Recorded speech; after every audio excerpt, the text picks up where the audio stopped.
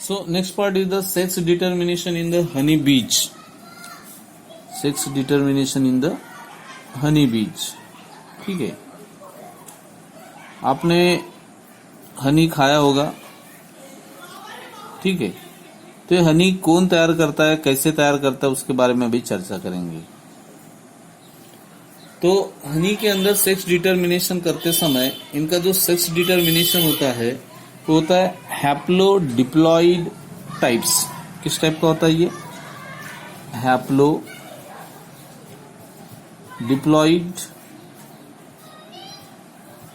Type का होता है, ठीक है। हैप्लोडिप्लॉइड टाइप का होता है। अब ये हैप्लोडिप्लॉइड टाइप का यहाँ पर सेक्स डिटर्मिनेशन ऐसा क्यों कहा गया, तो उसके बारे में अभी देखते हैं कि मेल क्या है, फीमेल क्या है, और किस तरह से यहाँ पर मेन चीज होती है उसके बारे में बात करेंगे, ठीक है।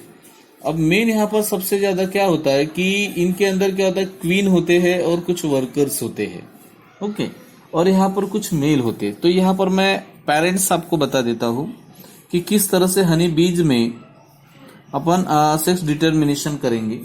पेरेंट्स यहाँ पर होता है, मान लीजिए यहाँ पर फीमेल है, क्रॉस विद द मेल, किसके साथ क्रॉस करना है, मेल के साथ क्रॉस करना है, ठीक है। अब यहां पर क्रॉस विद मेल के साथ जैसे करेंगे तो यहां पर डिप्लॉयड सिचुएशन में फीमेल के पास यहां पर होता है 32, कितना होता है 32। याद रखो, female in the diploid condition they have giving the how many 32 chromosomes, okay. अब इस फीमेल के पास यहाँ पर दो चीजें आएंगी। फीमेल के पास कौन कौन आएंगे, दो आएंगे। एक तो आएगा क्वीन, कौन आएगा, क्वीन, और दूसरे यहाँ पर आते हैं वर्कर्स, ठीक है। तो इनके पास होता है डिप्लॉयड कंडीशन में 32, so that is called as the diploid. हो गया क्लियर, 2n डिप्लॉयड। अब इधर क्या है, मेल के अंदर, male is also haploid condition, always haploid in condition, and they have getting 16, 32 के आधा 16, हो गया क्लियर। तो ये हो गया मेल वाला पोजीशन। अब यहाँ पर क्या होता है कि जो मेल होता है, ये मेल पूरी तरह से, इसको अपन कहते हैं ड्रोन, क्या कहते हैं, male is also called as the drone. और ये जो ड्रोन होता है ये क्या करता है, अनफर्टिलाइज एग को डेवलप करता है। फिर से रिपीट कर रहा हूं, male developed unfertilise egg by the process of parthenogenesis. कौन से मेथड से, पार्थेनोजेनेसिस मेथड से तैयार करता है, ठीक है। अब इसमें क्या करेगा, डिप्लॉयड फीमेल गेट डिफरेंशिएटेड करती है यहाँ पर, ठीक है, आइदर वर्कर और queen depending on the food by they consume. ये डिपेंड करता है कि वो वर्कर है कि क्या है। अब वो खाना किस तरह से खाता है, वो खाना जो कंज्यूम करता है उसके ऊपर वो डिपेंड करता है क्या वो मेल है या क्या वो वर्कर्स है, ठीक है। तो इस तरह से होता है। लार्वी जो होती है, जो उसकी लार्वी जो होती है हनी बीज के अंदर, वो क्या करते हैं, रॉयल जेली फूड डेवलप करते हैं, समझ में आ गया। And into the queen and fertile female. तो यहाँ पर जो होता है queen is the fertile female, और जो वर्कर होता है ये स्टेराइल फीमेल होता है, समझ में आ गया। क्वीन क्या है, क्वीन भी फीमेल ही है, बट वो कौन सी है, फर्टाइल फीमेल है, ठीक है। They have called as the fertile female, but worker is the sterile female. तो वर्कर क्या है, स्टेराइल फीमेल है। तो दो कहानी समझ में आ गई, queen is the fertile female and worker is the sterile female. तो ये इस तरह से दो पार्ट में डिवाइडेशन होता है। अब बात करते हैं यहाँ पर, जैसे मियोसिस होगा, क्या होगा इसके अंदर, मियोसिस। मियोसिस से आप अंदाजा लगा लो, they have divided into 2 parts, 2 parts में यहाँ पर डिवाइडेशन हो गया। अब क्या होगा, n contain the 16 and another n contain the 16, and in that case in the male only mitosis, क्या होगा इनके अंदर, माइटोसिस। अब माइटोसिस में क्या होता है, नो डिवाइडेशन, मीन्स डायरेक्टली क्या होगा आपको, n equal to 16 from the drone male, मिल गया डायरेक्टली। अब यहाँ पर क्या होगा, एक तो ये नो फर्टिलाइजेशन, विदाउट फर्टिलाइजेशन, यहाँ पर जो होगा विदाउट फर्टिलाइजेशन, जैसे मैंने कहा था ना विदाउट फर्टिलाइजेशन। अब पार्थेनोजेनेसिस बताया था मैंने, unfertilization means they have formation of the 16 n equal to 16, that is called as the parthenogenesis. क्या कहेंगे उसको, पार्थेनोजेनेसिस से। तो क्या मिल गया आपको F1 जनरेशन में, F1 generation getting the parthenogenesis product, that is the unfertilise haploid material male, okay. तो आपको डायरेक्टली यहाँ पर क्या मिल गया, हैप्लॉइड मेल मिल गया। अब ये यहाँ पर होगा क्रॉस, ठीक है, this is the female and this is the one. तो इसका मतलब ये क्या हो गया, ये हो गया वर्कर्स, ठीक है, कौन हो गया ये वर्कर, और ये हो गई क्वीन। तो आगे समझ में, और ये पहले कौन था, ड्रोन है, हो गया क्लियर, ड्रोन यानी मेल अभी। अब इनका क्रॉस हो गया तो क्या मिल गया, 2n बन गए, 2n यानी कितने 32, हो गया क्लियर। तो ये इस तरह से कंडीशन हो गया और ये आपका बन गया यहाँ पर कौन सा, डिप्लॉयड फीमेल। तो ये बन गई अभी फीमेल, हो गया। तो that is called as the diploid. तो इसलिए इसको किस टाइप में जाना जाता है, हैप्लॉयड डिप्लॉयड टाइप्स के कहा जाता है। तो ठीक है, तो यहाँ पर इस तरह से डिपेंड करेगा। ओके तो यहाँ पर भी मेन कौन है, यहाँ पर जिम्मेदार, यहाँ पर भी जिम्मेदार ये होता है कि रिस्पॉन्सिबल के लिए कौन है, वो भी डिपेंड है। यहाँ पर क्वीन डिटरमाइन करती है कि क्या बनेगा, ठीक है। कौन कर रहे, क्वीन। वर्कर यहाँ पर है क्या, नहीं, वर्कर देहा, worker is called as the sterilize female है अभी, और क्वीन क्या है, फर्टिलाइज फीमेल है। तो who is responsible in the honey बीज, तो यहां पर भी जिम्मेदार कौन है, queen is the responsible for the sex determination. तो याद रहेगा मेन चीज यहां पर आती है कौन, क्वीन के ऊपर। और क्वीन कैसे तैयार होती है ये भी मैंने बताया, वो फूड कंजम्पशन किस तरह से करते हैं उसके ऊपर डिपेंड करता है कि क्या वो रानी बनेगी या क्या वो वर्कर्स बनेगा। तो याद रहेगा ये बिल्कुल अजीब कहानी है, थोड़ा सा खाने के ऊपर डिपेंड होता है कि राजा मतलब वर्कर बनेगा या रानी। तो इसलिए खाना खाया करो, जितना ज्यादा खाना खाओगे उससे क्या रहेगा, आप राजा या अच्छे कंडीशन में आप रहोगे, ठीक है। अब कुछ बात करेंगे जेनेटिक डिसऑर्डर के बारे में।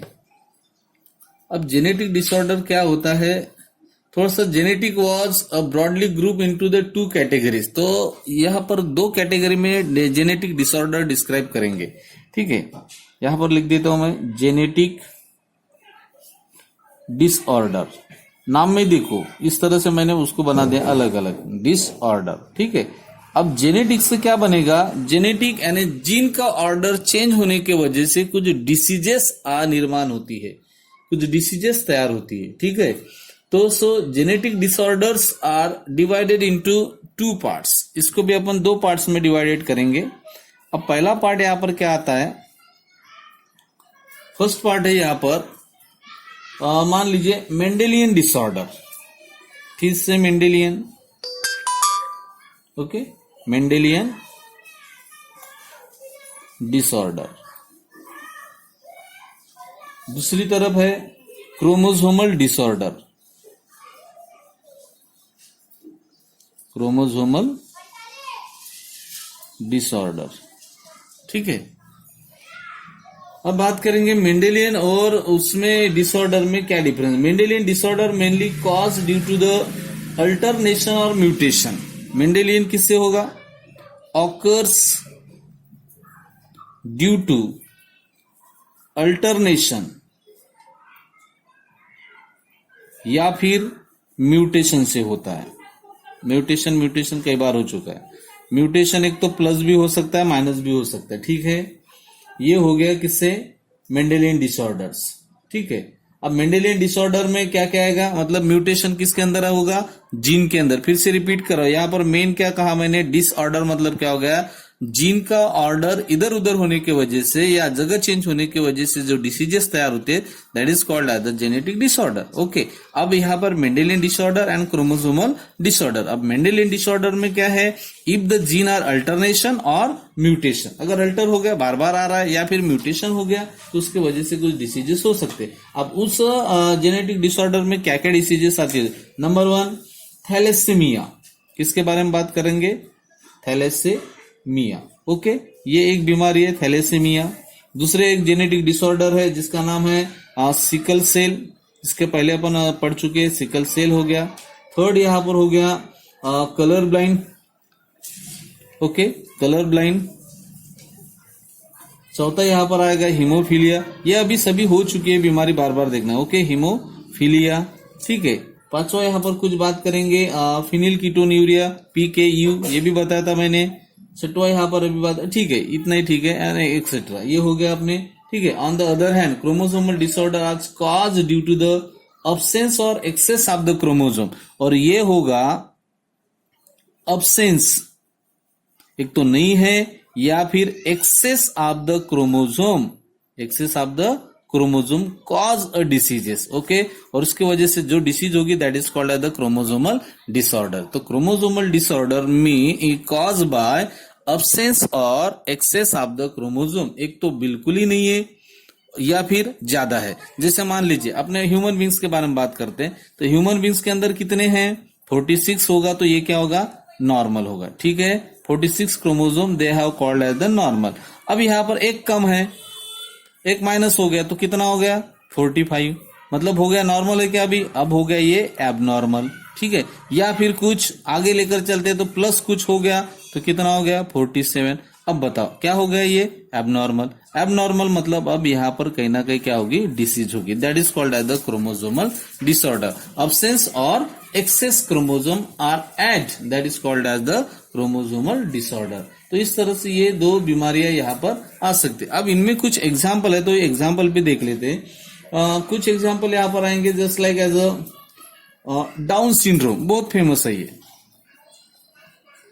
डाउन सिंड्रोम्स क्रोमोसोमल डिसऑर्डर में। Number 2 Turner syndromes, Turner syndrome. Third यहां पर देखते हैं क्लाइनफेल्टर, क्लाइनफेल्टर सिंड्रोम, ओके। ये इस तरह से, तो ये वाला जो पार्ट है, ये वाला पार्ट हम ऑलरेडी स्टडी कर चुके हैं, ठीक है। अब ये वाला पार्ट है, इसके बारे में अपन ने स्टडी किया नहीं है, तो इसके बारे में अभी क्या करेंगे, स्टडी करते हैं, ठीक है। थोड़ा सा और एक इधर के बारे में एक देखते हैं, जैसे कलर ब्लाइंड हो गया, ये भी हो गया, सिकल सेल के बारे में भी स्टडी हो गई, हिमोफीलिया के बारे में भी हमारी स्टडी हो गई, पीकेयू के बारे में भी स्टडी होगी। हमारी स्टडी नहीं हुई है अभी तक के थोड़ा सा थैलेसेमिया, तो उसके बारे में अभी थोड़ा सा चर्चा करते हैं थैलेसेमिया के ऊपर, ठीक है। अब थैलेसेमिया किस तरह से काम करेगा, क्या करेगा, उसके बारे में भी बात करते, ठीक है। तो थैलेसेमिया जो है उसके बारे में स्टडी कर देते, ठीक है। Thalassaemia, thalassaemia is an autosomal inherited recessive disease है। मेन चीज याद रखो, एटोसोमल, क्या कहा मैंने, एटोसोमल मतलब वो सोमेटिक वाली, जैसे नहीं क्या 44 एटोसोम था, हाँ बस एटोसोमल है, और साथ ही साथ कैसी है, इनहेरिटेड है, ओके। तो इनहेरिटेड यानी पेरेंट्स से ऑफस्प्रिंग में चली जा सकती है, मतलब माँ बाप से उनके बच्चों में ये बीमारी ट्रांसफर हो सकती है। और दूसरी एक बात ये क्या है, इनहेरिटेड रेसेसिव है, याद रखो ये इसके बारे में, रेसेसिव के बारे में अपन ने जब वो टीएस मॉर्गन के समय पढ़ा था तब मैं पूरी तरह से बता दिया था। मॉर्गन ने बार बार रिसेसिव पार्ट के ऊपर ज्यादा फोकस किया था, ठीक है। ये वही है थैलेसेमिया, क्या होती कैसे होती है, एटोसोमल है, मतलब बॉडी में या सोमेटिक वाला यहाँ पर प्रॉब्लम है जो पेरेंट्स से उनके बच्चों में ट्रांसफर होगा। जस्ट लाइक थैलेसेमिया के अंदर बात कर दे, haemoglobin molecule is made of the 4 polypeptide chain. किससे बनता है हीमोग्लोबिन, हीमोग्लोबिन बनता है बेटा 4, यहाँ पर पॉलीपेप्टाइड क्या है, मॉलिक्यूल चेन है। जैसे मान लीजिए 2 अल्फा है और 2 क्या रहेगा, बीटा रहेगा। तो इस तरह से कंडीशन है, ये चेन है। The synthesis of the alpha chain are controlled by the 2 closely linked gene that is called as the haemoglobin A1। ये देखो ये कंट्रोल करता है HbA1, हो गया क्लियर, एंड ऑल्सो HbA2, ये हो गया, ये इस तरह से ऑन द क्रोमोसोम, ओके। 16 कौन से इसके ऊपर, 16 क्रोमोसोम, ठीक है। while the synthesis of the beta chain is controlled by the single gene that is called as the HBB, okay. ये हो गया HBB, इसको ये कंट्रोल करता है, और वो भी कौन से नंबर पर, 11 नंबर पर, ठीक है। तो अभी याद रहेगा आपको, बीटा को कौन कंट्रोल कर रहे हैं, हो गया क्लियर यहाँ पर। तो while beta chain, synthesis of beta chain is controlled by, ठीक है, HBB, बीटा चेन को कंट्रोल कर रहा है HBB, और अल्फा को कंट्रोल कर रहे हैं HbA1 और HbA2, और वो कौन से नंबर पर, 16 नंबर पर, और यहाँ पर 11 नंबर पर। इस तरह से अभी ये क्या कर रहा है, कंट्रोल कर रहे हैं, ठीक है। अब मेन बात यहाँ पर ये आती है, अब आगे जब चलेंगे तब हमें ये भी देखना है कि किस तरह से होता है, depending upon which chain haemoglobin is affected, कौन से चेन पर ज्यादा अफेक्टेड होगा। So thalassaemia is classified as alpha thalassaemia and beta thalassaemia, से 2 पार्ट में डिवाइडेशन होता है। Is cause due to the deletion और mutation of the gene which code of the alpha and beta globin chain, this result in the abnormal synthesis of haemoglobin. अब यहाँ पर क्या होता है कि कुछ डिलेशन हो गया या फिर कुछ एक्सेस हो गया जीन में। फिर से रिपीट कराओ, अगर कोई जीन एक तो देखो ये वाला क्या है, मेन चीज जीन के ऊपर डिपेंड कर रहा है। तो कोई जीन अगर यदि एकदम से ज्यादा हो गया या फिर कुछ कम हो गया तो डायरेक्टली सिंथेसिस में क्या आ जाता है, डिफरेंसेस आ जाता है, ठीक है, या म्यूटेशन हो गया या कुछ डिलेशन हो गया उसके वजह से, ठीक है। तो ग्लोबिन चेन में यहाँ पर एबनॉर्मल सिंथेसिस हो, अगर ये एबनॉर्मल सिंथेसिस हो गए इसका मतलब हीमोग्लोबिन का सिंथेसिस भी क्या होगा, कम होगा। In thalassaemia person show symptoms like anaemia. Thalassaemia में भी कैसा दिखाई देता है, thalassaemia is symptoms like the anaemia, पहले येलो स्किन, प्योर सर मतलब ना क्या वो क्या बोलते उसको, पीली पीली त्वचा बन जाना, ठीक है, change in the size and shape of the RBC, समझ में आ गया, आज change the shape of the RBC, it is also, हाँ, थैलेसीमिया इनके अंदर क्या, मैंने जो इनके सिम्टम्स बताए थे, समझ में आ गया। सिम्टम्स क्या है इसका, सिम्टम्स लाइक एनीमिया का जैसा होता है, पैलो येलो स्किन होती है, change of the RBC size, growth रुक जाती है, डेवलपमेंट रुक जाती है और डार्क यूरिन, ओके। और ये जो थैलेसेमिया का पेशेंट है इनको बार बार ब्लड चढ़ाना पड़ता है, याद रहेगा, थैलेसेमिया पेशेंट को बार बार क्या चढ़ाना पड़ता है, ब्लड ट्रांसफर करना पड़ता है, ब्लड देना पड़ता है उसको, ठीक है। थोड़ा सा थैलेसेमिया डिफर है सिकल सेल से, ठीक है। सिकल सेल वाला कंडीशन में क्या होता है, और उसको ज्यादा खून देने की जरूरत नहीं है, वो कैरियर भी कर सकता है, आराम से कर सकता है, अगर अच्छा उसकी हेल्थ अच्छी है या अच्छे तरह से वो अपनी लाइफस्टाइल जीता है तो सिकल सेल वाले को उतना वो क्या नहीं जाएगा, तकलीफ नहीं जाएगा। बट थैलेसेमिया में जो थैलेसेमिया का जो पेशेंट है, इस पेशेंट को बार बार क्या देना पड़ेगा, ब्लड चढ़ाना पड़ता है, ठीक है।